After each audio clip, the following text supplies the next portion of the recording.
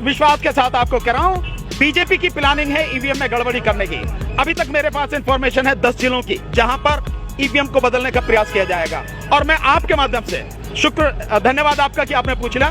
मैं आपके माध्यम से इस प्रदेश के जितने भी लोग हैं उन सबसे निवेदन करना चाहता हूं, ईवीएम में बनारस, इस समय मैं बनारस में हूं, बनारस, जौनपुर, इलाहाबाद, लखनऊ, कानपुर नगर, कानपुर देहात और आपका ये सीतापुर, साथ में आपका ये आगरा और चित्रकूट, ये ऐसे जिले हैं, लगभग 10 जिले, जिनमें ईवीएम को बदलने की अभी तक की जो इंफॉर्मेशन है कोशिश की जाएगी।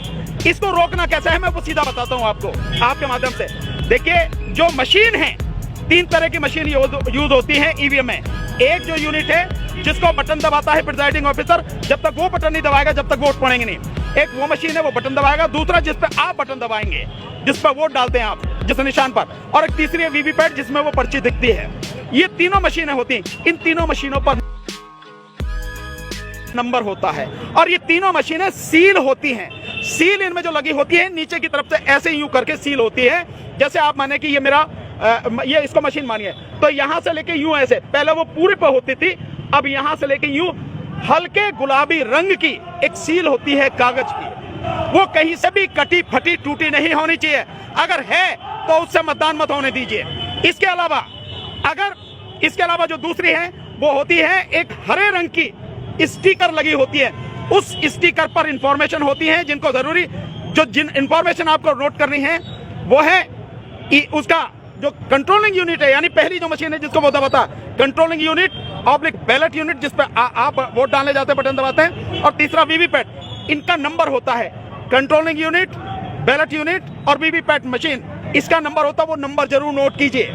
इसके आगे जो होता है, जो सबसे महत्वपूर्ण है, वो है district serial number. District serial number, ये जो फर्स्ट लेवल चेकिंग होती है मशीनों की, वहां से प्रिजाइडिंग जो रिटर्निंग ऑफिसर होता है वो ये नंबर डालता है। ये नंबर प्रिंट भी हो सकता है, ये नंबर जो है मार्कर से भी लिखा हो सकता है, डिस्ट्रिक्ट सीरियल नंबर। इस नंबर को नोट कीजिए जरूर, ये बूथ का नंबर होता है। अगर ये नहीं है उस मशीन को यूज मत होने दीजिए। इसके नीचे होता है, जिस मशीन को इंजीनियर चलाता है, इंजीनियर के साइन होते हैं, और साथ साथ में जो रिटर्निंग ऑफिसर होता है एसडीएम, उसके साइन होते हैं। ये चीज जरूर देखिए। अगर ये नहीं है और सील कटी फटी है, उस मशीन को यूज मत होने दीजिए। उस पर टेम्परिंग होगी या उसको किसी भी तरह से बदला जाएगा। एक चीज और बता दूं, यहीं पे कंप्लीट हो जाएगा। ये सारी चीजें नोट करके अपने जो क्षेत्र के विधायक हैं, विधायक को बताइए। ये जो मैंने बताया पोलिंग जो एजेंट है उनके लिए है, अपने विधायक को बताइए या विधायक का जो चीफ इलेक्शन एजेंट है उससे बताइए।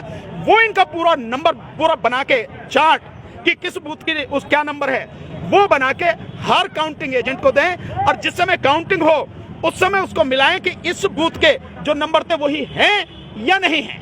अगर नहीं है तो मशीन बदली गई है। ये आपको मैं बता दे रहा हूँ, अन्यथा आप पछताएंगे सारा माहौल के बाद भी। दूसरा, एक बैटरी जो है, अगर 40 सबसे पहले आता है जब बटन दबाएंगे काउंटिंग के समय, बैटरी की कितनी इस समय स्थिति है। अगर 40-50% बैटरी है तो मतलब वो सही है। अगर बैटरी 90% दिखा रही है, इसका मतलब यह है कि मशीन बदली गई है। उसको रोकना है। अगर नहीं ये सब कर पाएंगे, जीता इलेक्शन हाथ से निकल सकता है। इन चीजों को ध्यान में रखें। अब एक क्वेश्चन और ईवीएम को लेकर के, जो जैसे आपका आरोप है कि इसमें मतलब गड़बड़ी हो सकती है और इलेक्ट्रॉनिक आइटम में गड़बड़ी हो सकती है, इसमें ये मैं भी मानता हूँ। लेकिन सवाल ये उठता है कि अगर ईवीएम का हैक किया जा रहा है या ईवीएम के साथ छेड़छाड़ किया जा रहा है, तो ये बंगाल के चुनाव में क्यों हार गई भारतीय जनता पार्टी? देखिए, दिल्ली चुनाव क्यों हार गई? देखिए, इस चीज को जरा समझने की जरूरत है। केंद्र सरकार अगर भाजपा के हाथ में रहेगी तो भाजपा उस समय ताकतवर है या राज्य उसके हाथ में रहेगी? जितना भी कंट्रोल होता है वो केंद्र से होता है। तो अमूमन तो ये होता है कि जो स्टेट है, राज्य हैं, उसमें बेईमानी नहीं की जाती, ईवीएम से छेड़छाड़ नहीं की जाती। और जब लोकसभा का चुनाव होता है, सबसे ज्यादा उसमें ईवीएम में गड़बड़ी और बेईमानी और बदली जाती है, वो वहां होती है। अगर केंद्र उनके हाथ में रहेगा, वो कुछ भी कर सकते हैं। जैसे आप देखेंगे, नागरिकता कानून बनाया, केंद्र में थे तो बना लिया, अगर स्टेट में होते तो बना पाते? नहीं बना पाते। अगर दूसरा देखें, कृषि कानून, यानी जो राज्यों का अधिकार था उसे छीन कर कृषि कानून उन्होंने बनाए, केंद्र में थे तो छीन लिया अधिकार, राज्य में होते तो क्या छीन सकते थे? नहीं छीन सकते। तो ये जो भ्रम है, लोगों को ये लगता है कि वहां नहीं हुआ तो कहीं नहीं होगा, ये उस भ्रम को फैलाने की कोशिश है कि भाई ये सब गड़बड़ी है, और जो लोग ईवीएम के विरोध में आवाज उठाएं उनको शांत करने की कोशिश है। मेरा एक सवाल है बहुत सीधा सा, इस देश की सुप्रीम कोर्ट उसने 8 अक्टूबर 2013 को जजमेंट दिया था, सुब्रमण्यम स्वामी बनाम इलेक्शन कमीशन ऑफ इंडिया। उसके पैरा 27 में कहा था ईवीएम से साफ सुथरा, निष्पक्ष और पारदर्शी चुनाव नहीं हो सकता। लैंग्वेज उसकी है, ईवीएम से free, fair and transparent election नहीं हो सकता। यह सुप्रीम कोर्ट कह रही है, इसके अलावा भी किसी सबूत की जरूरत है? दूसरा, मैं दावे के साथ करूं, सुप्रीम कोर्ट के सारे जजेस, सभी हाई कोर्टों के सारे जजेस, सारे वकील, डॉक्टर, इंजीनियर, उनको छोड़ के जो सॉफ्टवेयर इंजीनियर हैं, इस देश के जितने भी पढ़े लिखे लोग हैं, उनमें से एक नहीं बता सकता कि ईवीएम कैसे काम करती है। अनपढ़ की तो बात ही छोड़ दी है, 50% अनपढ़ लोग हैं। तो जिस व्यवस्था से, जिस तरीके से चुनाव होता है, जब उसके विषय में सुप्रीम कोर्ट के जज भी नहीं जानते, हाई कोर्ट के जज नहीं जानते, डॉक्टर, इंजीनियर, प्रोफेसर नहीं जानते, और अनपढ़ पब्लिक क्या जानेगी, उसे क्यों लागू किया जा रहा है? चुनाव का तरीका यह होना चाहिए कि जो तरीका अपनाया जा रहा है वो बिल्कुल इतना ट्रांसपेरेंट हो, इतना पारदर्शी हो कि अनपढ़ से अनपढ़ व्यक्ति को भी यह मालूम होना चाहिए कि मैंने वोट जिस व्यक्ति को, जिस पार्टी को दी है, मेरी वोट उसी व्यक्ति और पार्टी को गई है, और वो केवल और केवल बैलेट पेपर से हो सकता है। जर्मनी में एक ही व्यक्ति ने इस पे जो है ऑब्जेक्शन किया, सुप्रीम कोर्ट ने एक ही झटके में खत्म कर दी। फिर जिन देशों ने ईवीएम बनाई उन्होंने बंद कर दी। आप क्यों लागू किए हो? और आने वाले समय में जो ईवीएम में गड़बड़ी की बात ये कर रही है Bharatiya Janata party, election commission पिछले 2 साल से इस पर काम कर रहा है। आने वाले समय में इंटरनेट के माध्यम से दुनिया के किसी कोने में व्यक्ति बैठा हो, वहीं से वोट डालने की बात कर रहे हैं। ये सारी प्लानिंग चल रही है। तो जब यहां बेईमानी हो रही है, दुनिया के किसी कोने में बैठा है, वो कितनी बड़ी बेईमानी हो सकती है, इसका अंदाजा आप लगा सकते हैं। सर, एक आखिरी सवाल है, उसके बाद अपना इंटरव्यू खत्म करेंगे। अभी चुनाव में जो हुए हैं 3 चरणों, 4 चरणों, 5 चरणों के जो चुनाव हुए हैं, उसमें कई बार देखा गया है बहुत सारे ऐसे लोग भी मिले हैं जो कह रहे हैं कि हमारा वोट हमारे पूछे बिना डाल दिया गया है, और कई लोगों का नाम वोटर लिस्ट से काट दिया गया है। नहीं, बीजेपी ये तो बहुत पहले से,